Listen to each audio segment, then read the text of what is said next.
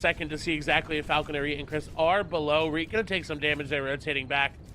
Surprised, another trio that had it seemed like a chug cannon every single game was Reet, Falconer, and Chris. They were very great at using it to negate all of that damage, but if they're below Surge, Nico, Kaboo, and Ren need to be very, very careful, and as I said, that they do end up having that chug cannon. They are above, and 265 should hold for now. They shouldn't be too worried about it, but moving into that next zone, they may need to get a couple more tags. Yeah, we'll be keeping an eye on that here as one thing, particularly when we're talking about Reed's team and we're talking about the early qualifiers, their inability to make it into those end game situations and having trouble off of spawn.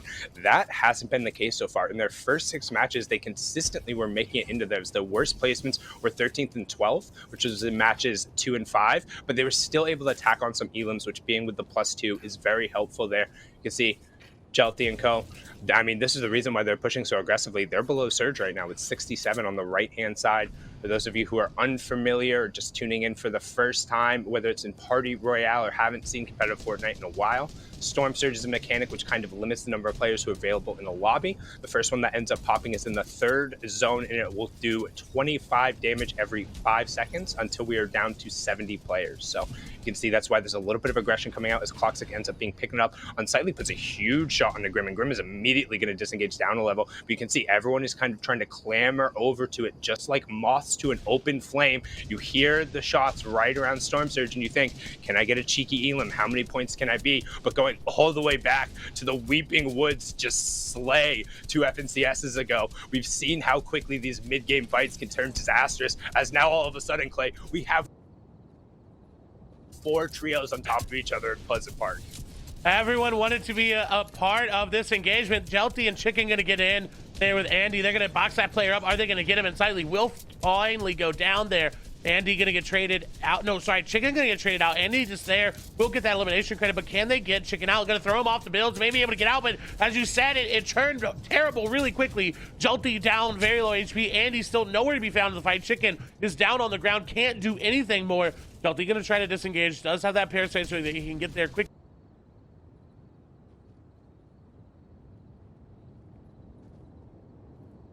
Rotating that way just because everyone's going to be looking at you, and I don't think they're going to be able to go for this revive here. Olaf, Wiggly, and Ren are going aggressive. Chicken has like 2 seconds left, and they're just going to have to let him tick over. They can't play for that. Shots go through. They are going to connect there for Jelty, but not enough damage being done. 25-5, not enough. They need to find more.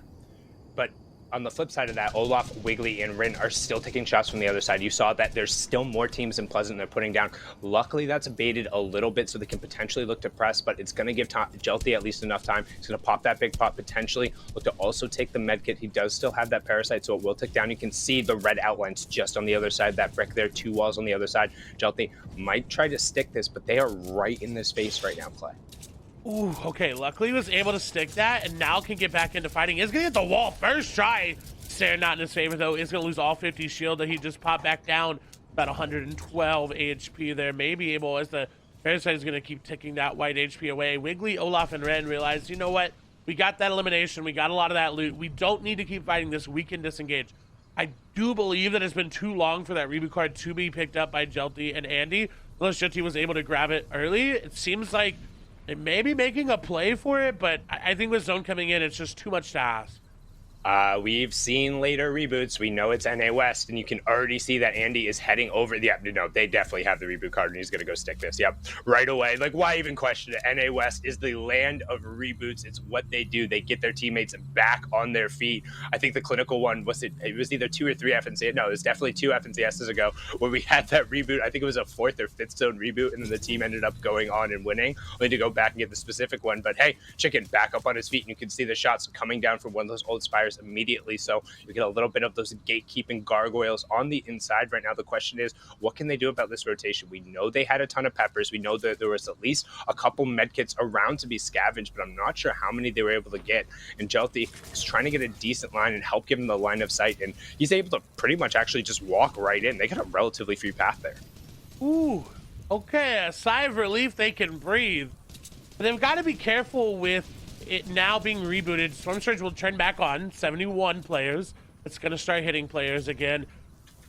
Sancho said it well yesterday. When you reboot someone, it essentially is a different version of them. They're going to play a little bit differently, but it's also a different version of your trio.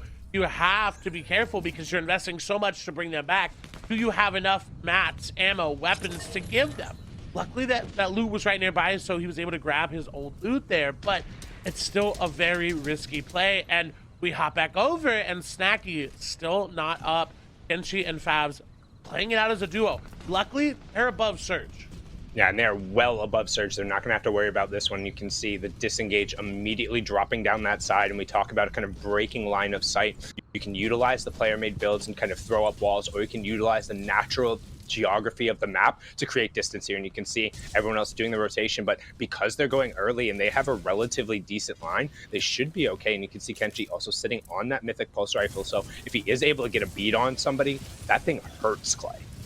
Especially with the buff that it got a couple weeks ago. If you do 2 headshots, that's all your shield gone. And Kenshi, speaking of shield being gone, there's his go. A sniper shot going to come through, but once again, it's effectively negated. They have that chug cannon, but now that team is actually getting a little bit aggressive. Those purple arrows coming in, they want to go for it. Symmetrical, Alithi, and Frappe setting up to cut them off. If they take them down right now, this would just be the cherry on top of the cake for Arkham, Epic, Whale, and Rex, because if they get to the end game, they're allowed to pop off.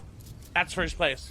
Yep, and you'll get just that immediate truncation of the top of the leaderboard, and it's talked about it being inevitable. And once they kind of get into that tournament management mode where all they have to do is hold on, they become so much more of a threat, because you know they always have the capability of just dominating a game from start to finish. If you've ever had an opportunity to go through, check out some of their when they go through and post the videos of their tournaments afterward and listen to their communication.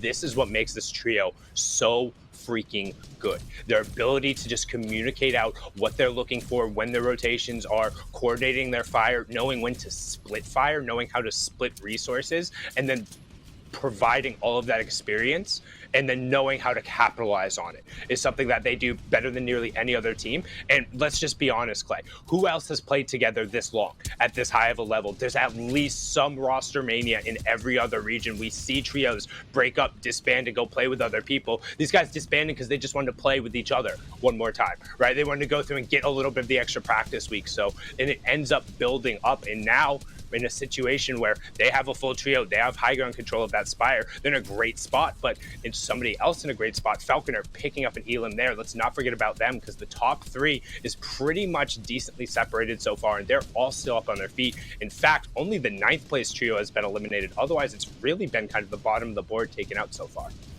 And the only other trio I could think of was Edgy, Scented, and Rex, and they also were dominant for so long in West. And honestly, that was one of the reasons from Epic Whale didn't really have that dominating performance that they've had in the past. And then Rex was swapping over to their team when Scented and Edgy came over to NA East. It's just been such a great performance for them. And look, Kenshi and Fabs, though, they were able to grab an Elam there. Also, look at how much loot they're grabbing. That's a good 3 or 4 Elams worth of loot on the ground. Unfortunately, the team above did pick through it and already get a lot of the mats, so they're not going to be able to net that much. But still, up from 39 builds to 55, able to build out a nice little base for themselves. Hey, they're not going to complain. No, it's going to give them a ton of extra real estate to work with. And in a situation where you're a duo, sometimes it's just about making it to the next stage and having an option to make a play. Yes, obviously you want to be a full trio, you want to be hip to hip if you have that ability. But if you're just able to kind of continue progressing through the game, just having a strong duo gets better over the course, because obviously people are going to be chipped out. You can see Andy getting the confirm onto Fletch there, below 47 players, 20 trios still up. So we are inside that first placement threshold, but still need 3 trios to go down before we get that next +3 points and we get in the cascading. But Rex picks up a knock onto Chicken right away. Ooh. And you can see confirmation also coming down into the assist of Grim and Reet and Co. But hey, Clay, this is what we talked about. They made it into the end game, and at some point Reet is going to pop off. He's going to have that monstrous game. He's capable of doing it. We saw it last FNCS. And Rex, though, on the other side, also very much capable of doing it. Look at that loadout. Shotgun aim comparable over to EU with Save It and his shotgun aim. Rex can hit ridiculous shots when it matters the most, and we talk about how they need to stay together in the end game, but this is one of the few trios. It doesn't really matter if they're alive together in the end game, as long as they're there. because they can operate so well on a solo performance outside. They'll find each other, they'll get back in some way or another, and they will pop off. But Caleb's outside and Wheels currently have secured that high ground, and we know in NAOS, high ground will usually win you the game, but these finals, it has been challenged multiple different times. Yeah, we've been seeing a little bit more aggression going through because people are like, oh, hey, well, if we can go and we can get it, NAOS doesn't typically challenge high ground. But if everybody has that reasoning, then all of a sudden you end up with 2 or 3 teams up there who maybe aren't always used to being up there. And you can see Kenshi picking up a knock onto Jagbeer there, and all of a sudden, hello, they have 5 eliminations, even rocking out as the duo. Favzi just doing his best to try and make room for Kenshi right now. You can see Andy on the backside of the zone also just trying to push through and get the additional placement points up on the high ground, shots raining down, but nobody really super established up there. You see Falconer picking up a knock onto Regulator over on the side. We are going to have just a brief moment of surge here. We'll need 1 trio plus 1 more player to go down, but should be happening relatively quick. Kenshi on the backside of the zone, super close to being out of builds. You can see 4. It's going to be down to 3 here in a second. If they push through here, they want to break into the backside of the tarp. We see Kytrex being taken down. Surge still hammering away. You see front side of the zone. You have Wavy Jacob and his trio. And Symmetrical, we're able to rip it away in that 6-zone rotation, and here we go in the end game as Solution Rodrigo gets taken out in the backside of the zone. So does Kenshi, and so does Olaf. So it's all going to be onto Fabsy as he's trying to push through. You can see just picks up 2 eliminations though, so regardless, they're going to be happy with it as they've now picked up a total of 7 going through. He's able to get the top 10 performance, but will fall.